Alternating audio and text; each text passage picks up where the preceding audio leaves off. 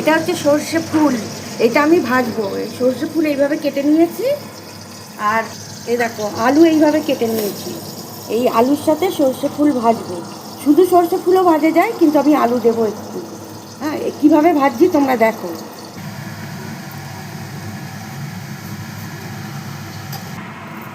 গরম তেলের মধ্যে এই শুকনো লঙ্কা দেবো, সর্ষে ফোড়ন দেবো, কালো জিরেও দিতে পারো। আলুগুলো ছেড়ে দেবো,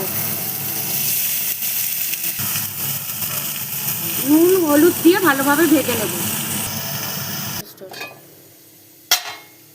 এ দেখো আলুটা ঢাকা দিয়ে দিয়ে ভেজে নিয়েছি এইভাবে। এবারে সর্ষে ফুলগুলো এখানে দিয়ে দেবো, দিয়ে আর ভেজে নেব। এই দেখো একদম রেডি সর্ষে ফুল ভাজা। এইটা তোমরা আলু দিয়েও করতে পারো, আবার শুধুও করতে পারো। শুধুই বেশি ভালো লাগে, কিন্তু আমি একটু আলু দিয়েছি। তো চলো, টাটা।